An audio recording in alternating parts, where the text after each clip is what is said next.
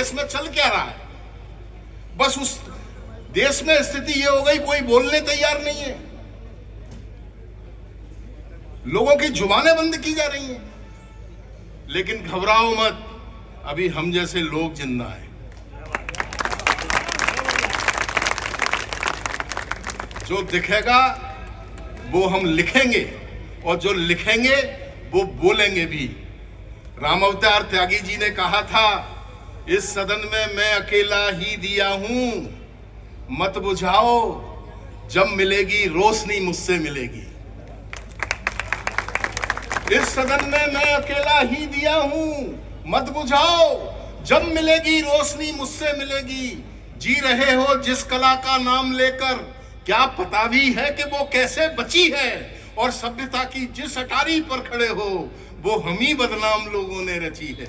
एक लघु कथा सुन लो दोस्तों, पूरे हिंदुस्तान में मेरे नाम से बदनाम हुई, बस समझ जाओ तो बस मुझे भरपूर मोहब्बत दे देना।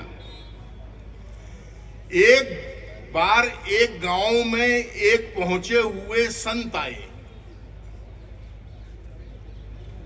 मेरे वकील दोस्त जरूर सुने। एक गांव में एक पहुंचे हुए संत आए।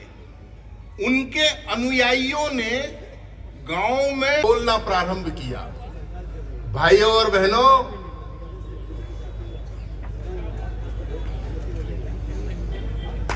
आप लोगों के लिए ये सदा से एक कौतूहल का प्रश्न है कि मनुष्य मरने के बाद आखिर जाता कहां है। ये हम बताते हैं। जो हिंदू हैं वो मरने के बाद शमशान जाते हैं, और जो मुसलमान हैं वो मरने के बाद कब्रिस्तान जाते हैं। इतना बताते ही अनुयायियों ने जय जयकार के नारे लगाना प्रारंभ कर दिए। महाराज की जय हो, महाराज की जय हो, महाराज की जय हो। मैं भी इस कौतुक को देख रहा था। मैंने तुरंत संत के पांव पकड़ लिए और धीरे से पूछ लिया, बाबा कौन से देश के प्रधानमंत्री हो?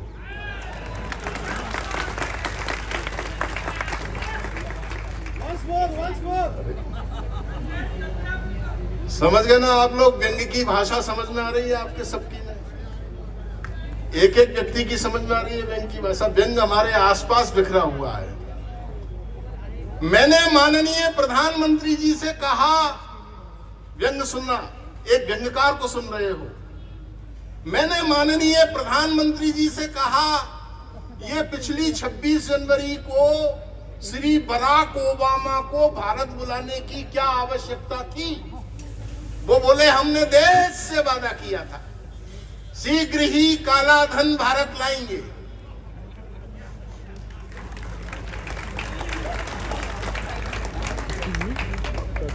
और इस जुमले पे मोहब्बत मिल जाए दोस्तों, ये वो जुमले हैं जो मेरे नाम से पूरे देश दुनिया में विख्यात हुए। बजट सत्र पर भाषण देते हुए, बजट सत्र पर भाषण देते हुए हमारी सरकार ने कहा, हम लोगों के मनोरंजन के लिए शीघ्र ही नए चिड़ियाघर खोलेंगे। मैंने कहा, ये फिजूल खर्ची क्यों, जबकि आप लोग हो।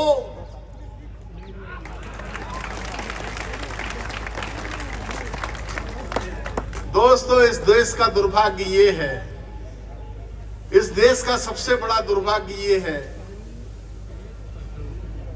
कि हमारे जो लायक पद हैं, हम उसके ठीक उम्मीदवार नहीं चुन पाए कभी, अथवा जो चुन दिए उनसे ठीक ठाक काम नहीं ले पाए। और इस लोकतंत्र का इससे बड़ा दुर्भाग्य क्या होगा? यहाँ प्रिंट मीडिया, अखबार के लोग, इलेक्ट्रॉनिक मीडिया के लोग बैठे हुए हैं। केवल एक लाइन के व्यंग्यकार के रूप में इस हिंदुस्तान में मुझे जाना जाता है। इस देश का आखिर दर्द क्या है? बस एक लाइन का व्यंग्य अगर आपकी समझ में आ जाए। इस देश का सबसे बड़ा दुर्भाग्य ये है कि सूर्योदय लाने का वादा वे लोग कर रहे हैं जिनके खुद के चुनाव चिन्ह लालटेन है। चाय वाला कहीं भी दिख जाता है, तो मैं उसे प्रोत्साहित नहीं करता, क्योंकि मुझे पता है कि आगे चल के देश को हतोत्साहित करेगा। लाल किला हर साल एक भाषण देता है। दिल्ली के खूबसूरत लोगों, हर साल एक भाषण देता है लाल किला। हमारी उम्र हो गई उस भाषण को सुनते सुनते। यह हमारा दुर्भाग्य है, इस देश का दुर्भाग्य है, लोकतंत्र का दुर्भाग्य है, हमारे कॉन्स्टिट्यूशन का दुर्भाग्य है कि हर साल भाषण वही के वही रहते हैं, बस लोग बदलते जाते हैं। चौंकिएगा नहीं इस सीन पर, चौंकिएगा नहीं इस सीन पर। मैं खड़ा हुआ था प्लेटफॉर्म नंबर 3 पर, इधर मुंह तंबाकू के पान से सना, उधर प्लेटफॉर्म पर थूकना मना।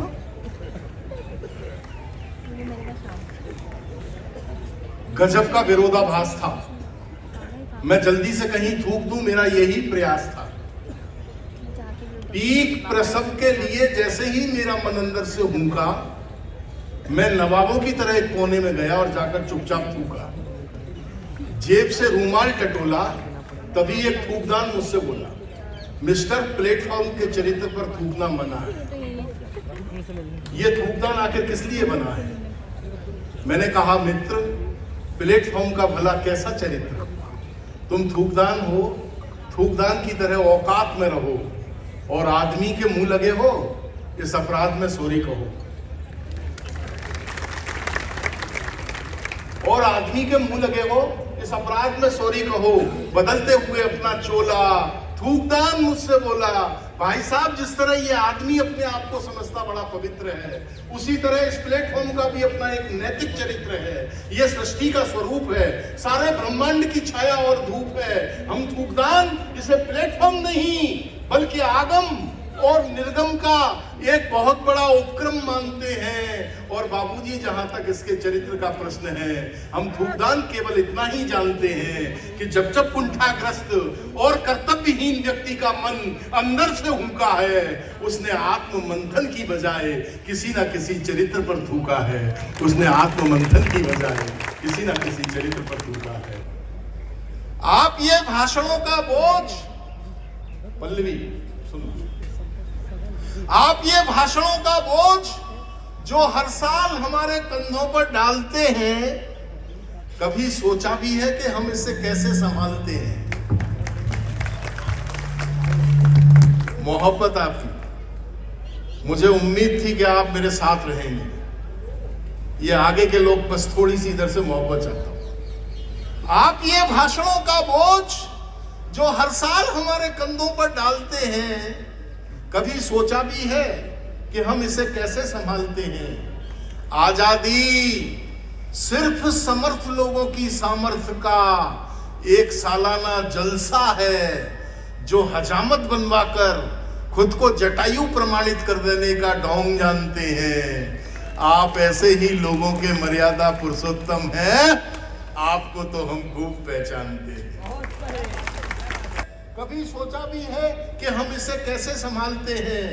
आजादी सिर्फ समर्थ लोगों की सामर्थ्य का एक सालाना जलसा है, जो हजामत बनवाकर खुद को जटायु प्रमाणित कर देने का ढोंग जानते हैं। आप ऐसे ही लोगों के मर्यादा पुरुषोत्तम हैं, आपको तो हम खूब पहचानते हैं। ये कद, ये ओहदा, ये रसूख, हुजूर, सारा खेल आंख नीचे का है। आपके चेहरे की तसल्ली कुछ भी कह रही हो, लेकिन आप खुद जानते हैं कि आपकी अचकन पर लगा हुआ ये सुर्ख गुलाब है, ये हमारे बगीचे का है।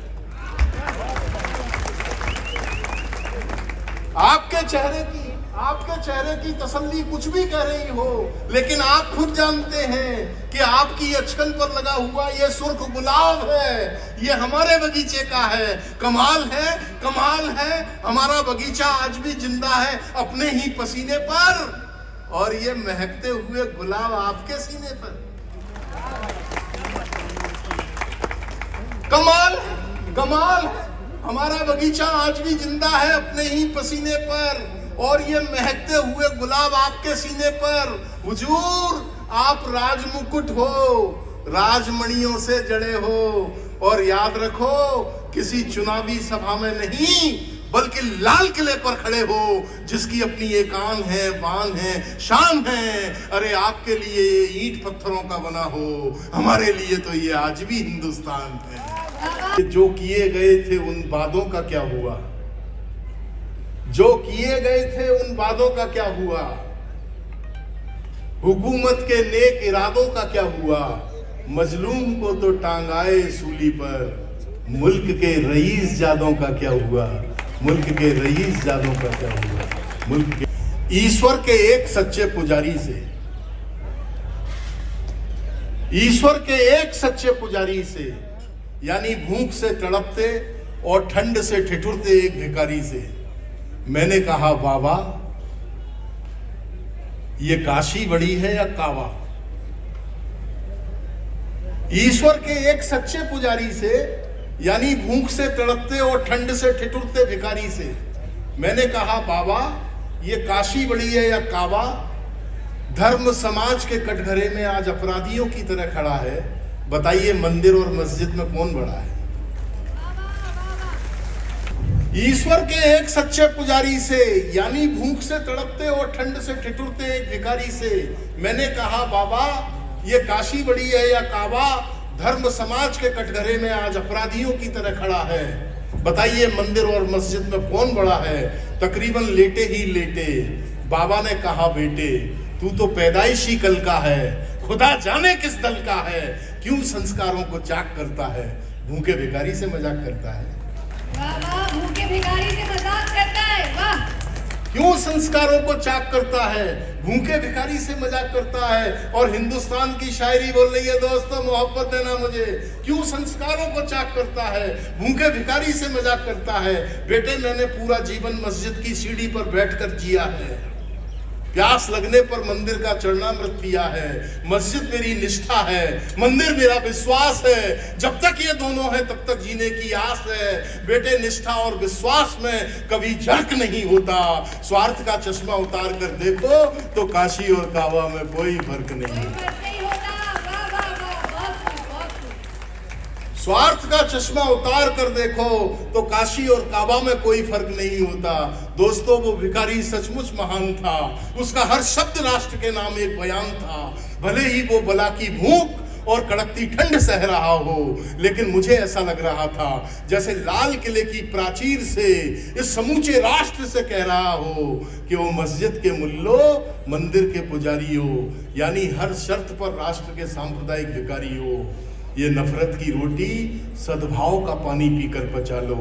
जैसे भी हो इस मुल्क को बचा लो, जैसे भी हो इस मुल्क को बचा लो, जैसे भी हो इस मुल्क को बचा लो। बहुत बहुत धन्यवाद।